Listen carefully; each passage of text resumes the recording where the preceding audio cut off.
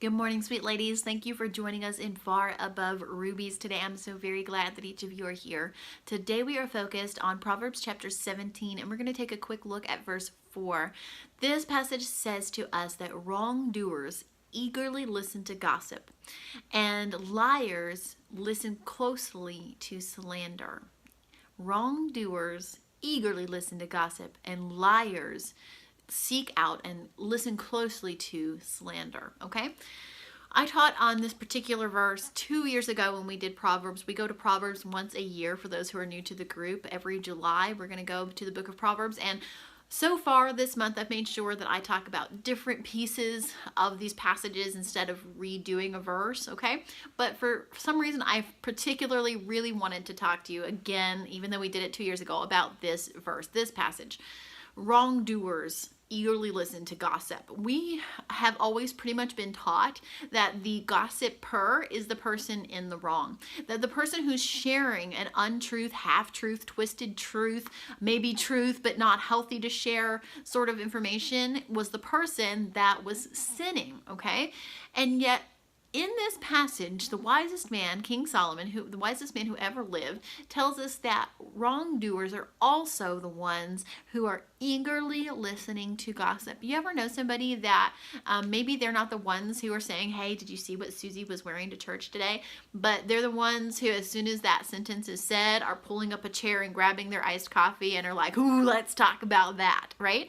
Okay, we need to make sure that we are neither the gossiper nor the opened listening ears to the gossip. We need to make sure that when gossip comes our way, we shut it down. We say, you know what? No, I didn't see what she was wearing to church, but I'm sure it was beautiful.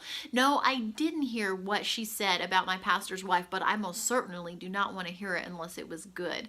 No, I didn't hear what they said about me, but you know what? I'm sure that if it was bad, they might have just been having a bad day. Shut it down, okay? Wrongdoers are not just the gossipers, but they are the ones who lend an ear to the gossip. They are the ones who say, no, but you need to pull up a chair right over here and let's talk about that for a while. Okay, we can have a moment in time where we can choose. We all have this moment in time where we can choose. When someone says something we know is about to go down the path of gossip, we have a choice. We have a fork in the road kind of situation where we can say, oh, sure, tell me about it. Or we can say, no, you know what, I love you, but I don't really want to talk about that. How was your week? How was the weather? How are your kids? Did you hear last week's sermon? Were you there on Wednesday night church service? Did you make it to prayer meeting? How can I pray for you today? There are a million things you can do to change the subject. And you know what? I would rather offend a gossiper for a moment than allow their gossip and their poison to go down deep into my heart and take root. We can do it in love, and we can say, you know what? No, let's change the subject. But if they persist and they don't listen to the fact that you don't want to hear the gossip, it is okay to say, I don't want to gossip about them. I love you, but I don't want to gossip about this or that thing or that person, okay? I would rather offend the gossiper for a moment and love on them afterwards than to allow their poison to go down deep into my heart, okay? We know the phrase, a moment on the lips. You can finish it, I'm sure. A moment on the lips, a lifetime on the hips, okay? We like to remind ourselves that what goes into our mouth can stay with us for a little while, right, ladies? I know I'm no longer 19 and I can smell a donut and I promise you it will sit on my hips, okay? That is my life now. I'm no longer that age, okay? And I'm sure many of you are right there with me.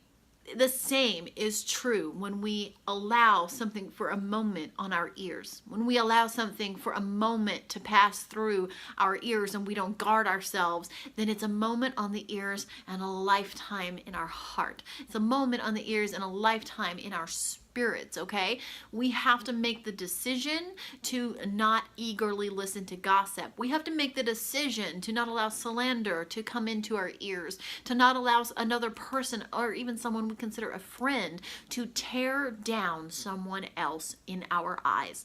It does no good for us. It does no good for our friend to allow them to be a gossip in our presence. It does no good for the person or the situation that they are gossiping about. Protect the person and the situation they're gossiping about, even if the person was in the wrong.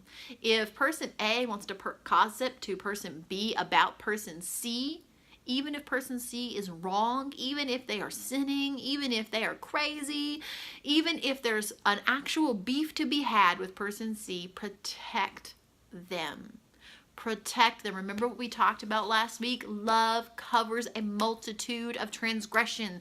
Love can cover person C, and you can choose to be the vessel through which that happens, or you can choose to allow person A to gossip to you, person B, and let that person C be torn down in your eyes and in your presence and in your heart, okay?